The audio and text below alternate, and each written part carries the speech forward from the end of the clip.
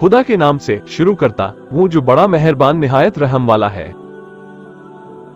यासीन। इस पुरज़ हिकमत कुरान की कसम, ए रसूल तुम बिलाशक यकीनी पैगंबरों में से हो और दीन के बिल्कुल सीधे रास्ते पर साबित कदम हो, जो बड़े मेहरबान और गालिब खुदा का नाजिल किया हुआ है, ताकि तुम उन लोगों को अजाब खुदा से डराओ जिनके बाप दादा तुमसे पहले किसी पैगंबर से डराए नहीं गए, तो वह दीन से बिल्कुल बेखबर हैं। उनमें अक्सर तो अजाब की बातें यकीनन बिल्कुल ठीक पूरी उतरे, ये लोग तो ईमान लाएंगे नहीं।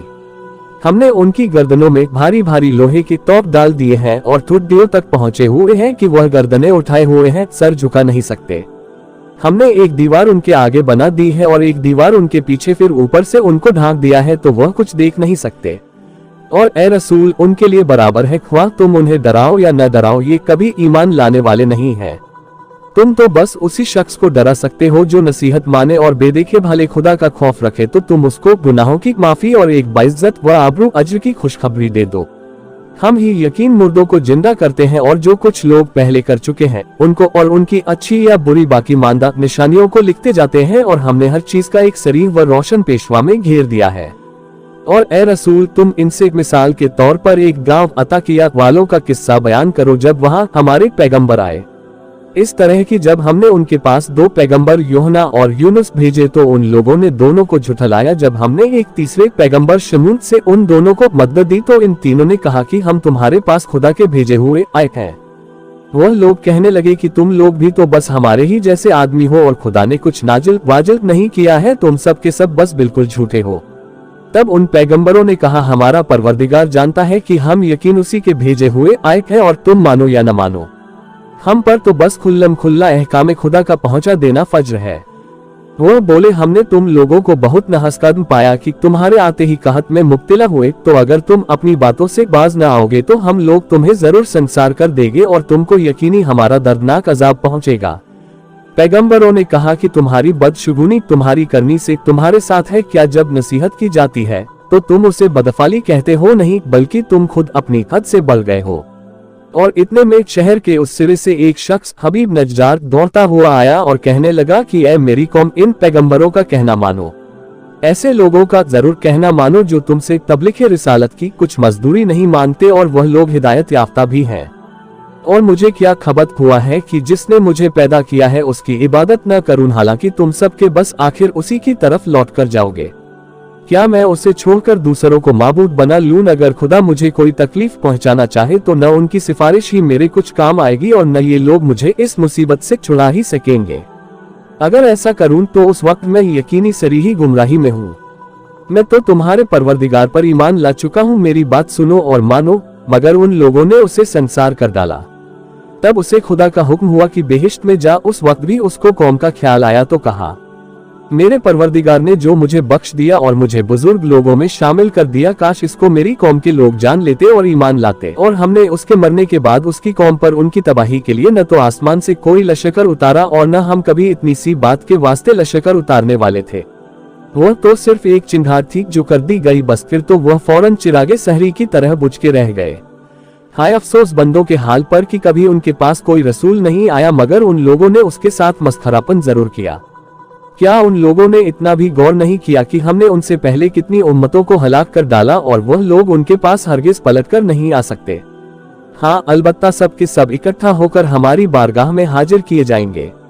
और उनके समझने के लिए मेरी कुदरत की एक निशानी मुर्दा प्रतीक जमीन है कि हमने उसको पानी से जिंदा कर दिया और हम ही ने उससे दाना निकाला तो उसे ये लोग खाया करते हैं। और हम ही ने जमीन में छुहारों और अंगूरों के बाग लगाए और हम ही ने उसमें पानी के चश्मे जारी किए ताकि लोग उनके फल खाएं, और कुछ उनके हाथों ने उससे नहीं बनाया बल्कि खुदा ने। तो क्या ये लोग इस पर भी शुक्र नहीं करते? वो हर ऐब से पाक साफ है जिसने जमीन से उगने वाली चीजों और खुद उन लोगों के और उन चीजों के जिनकी उन्हें खबर नहीं सबके जोड़े पैदा किए। और मेरी कुदरत की एक निशानी रात है जिससे हम दिन को खींच कर निकाल लेते जायल कर देते हैं, तो उस वक्त ये लोग अंधेरे में रह जाते हैं। और एक निशानी आफताब है जो अपने एक ठिकाने पर चल रहा है, एक सबसे गालिब वाकिफ खुदा का वादा हुआ अंदाजा है। और हमने चांद के लिए मंजिलें मुकर्रर कर दी हैं, यहाँ तक कि हिरफिर के आखिर माह में खजूर की पुरानी टहनी का सा पतला टेढ़ा हो जाता है। न तो आफताब ही से ये बन पड़ता है कि वह महताब को जा ले और न रात ही दिन से आगे बढ़ सकती है। चांद, सूरज, सितारे हर एक अपने अपने आसमान मदार में चक्कर लगा रहे हैं और उनके लिए मेरी कुदरत की एक निशानी ये है कि उनके बुजुर्गों को नूह की भरी हुई कश्ती में सवार किया और उस कश्ती के मिसल उन लोगों के वास्ते भी वह चीजें कश्तियां जहाज पैदा कर दी जिन पर ये लोग सवार हुआ करते हैं, और अगर हम चाहें तो उन सब लोगों को डुबा मारे, फिर न कोई उनका फरियाद रस होगा और न वह लोग छुटकारा ही पा सकते हैं मगर हमारी मेहरबानी से, और चूंकि एक खास वक्त तक उनको चैन करने देना मंजूर है। और जब उन कुफ्फार से कहा जाता है कि इस अजाब से बचो, हर वक्त तुम्हारे साथ साथ तुम्हारे सामने और तुम्हारे पीछे मौजूद है ताकि तुम पर रहम किया जाए, तो परवाह नहीं करते। और उनकी हालत यह है कि जब उनके परवरदिगार की निशानियों में से कोई निशानी उनके पास आई तो ये लोग मुंह मोड़े बगैर कभी नहीं रहे। और जब उन कुफ्फार से कहा जाता है कि माले दुनिया से जो खुदा ने तुम्हें दिया है उसमें से कुछ खुदा की राह में भी खर्च करो, तो ये कुफ्फार ईमान वालों से कहते हैं कि भला हम उस शख्स को खिलाएं जिसे तुम्हारे ख्याल के मुवाफिक खुदा चाहता तो उसको खुद खिलाता, कि तुम लोग बस सरीही गुमराही में पड़े हुए हो। और कहते हैं कि भला अगर तुम लोग अपने दावे में सच्चे हो तो आखिर ये कयामत का वायदा कब पूरा होगा। ए रसूल, ये लोग एक सख्त चिन्हदार सूर के मुंतजिर हैं जो उन्हें उस वक्त ले डालेगी जब ये लोग बाहम झगड़ रहे होंगे, फिर न तो ये लोग वसीयत ही करने पाएंगे और न अपने लड़के बालों ही की तरफ लौट कर जा सकेंगे।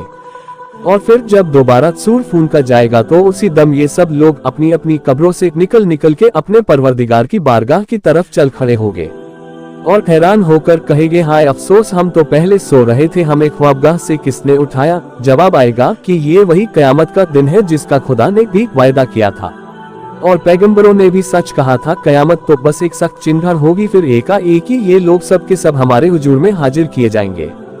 फिर आज कयामत के दिन किसी शख्स पर कुछ भी जुल्म न होगा और तुम लोगों को तो उसी का बदला दिया जाएगा जो तुम लोग दुनिया में किया करते थे। बेहश्त के रहने वाले आज रोजे कयामत एक न एक मशगले में जी बहला रहे हैं। वह अपनी बीवियों के साथ ठंडी छांव में तकिया लगाए तख्तों पर चैन से बैठे हुए हैं।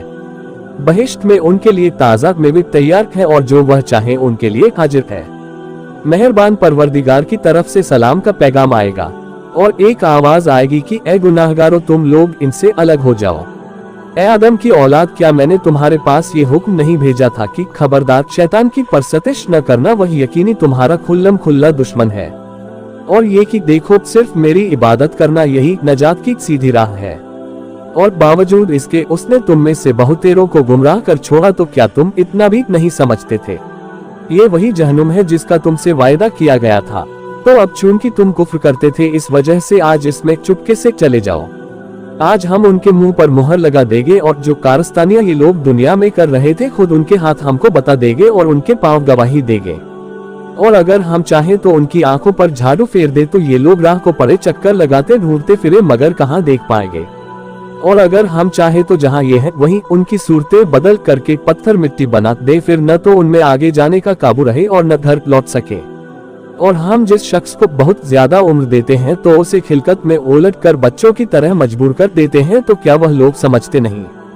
और हमने न उस पैगंबर को शेर की तालीम दी है और न शायरी उसकी शान के लायक है। ये किताब तो बस निरी नसीहत और साफ साफ कुरान है, ताकि जो जिंदा दिल आक़िल हो उसे अजाब से डराए और काफिरों पर अजाब का कौल साबित हो जाए और हुज्जत बाकी न रहे। क्या उन लोगों ने इस पर भी गौर नहीं किया कि हमने उनके फायदे के लिए चारपाई उस चीज से पैदा किए जिसे हमारी ही कुदरत ने बनाया, तो ये लोग ख्वाह माख्वाह उनके मालिक बन गए। और हम ही ने चारपायों को उनका मुतिया बना दिया, तो बाज उनकी सवारियां हैं और बाज को खाते हैं। और चारपायों में उनके और बहुत से फायदे हैं और पीने की चीज दूध, तो क्या ये लोग इस पर भी शुक्र नहीं करते? और लोगों ने खुदा को छोड़कर फर्जी माबूद बनाए हैं ताकि उन्हें उनसे कुछ मदद मिले, हालांकि वह लोग उनकी किसी तरह मदद कर ही नहीं सकते। और ये कुफ्फार उन माबूदों के लश्कर हैं और कयामत में उन सब की हाजिरी ली जाएगी। तो ए रसूल, तुम इनकी बातों से आजुर्दा खातिर परेशान न हो। जो कुछ ये लोग छिपा कर करते हैं और जो कुछ खुल्लम खुल्ला करते हैं हम सबको यकीनी जानते हैं।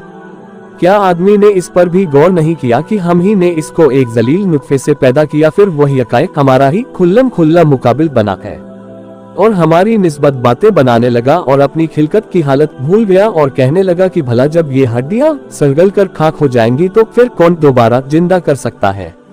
ए रसूल तुम कह दो कि उसको वही जिंदा करेगा जिसने उनको जब ये कुछ न थे पहली बार जिंदा कर रखा, और वह हर तरह की पैदाइश से वाकिफ है, जिसने तुम्हारे वास्ते एक निखर और अफार के हरे दरख्त से आग पैदा कर दी, फिर तुम उससे और आग सुलगा लेते हो।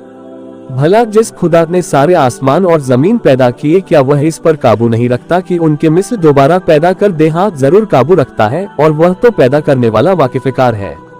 उसकी शान तो यह है कि जब किसी चीज को पैदा करना चाहता है तो वह कह देता है कि हो जा, तो फौरन हो जाती है। तो वह खुद हर नफ्स से पाक साफ है, जिसके कब्जे कुदरत में हर चीज की हिकमत है, और तुम लोग उसी की तरफ लौट कर जाओगे।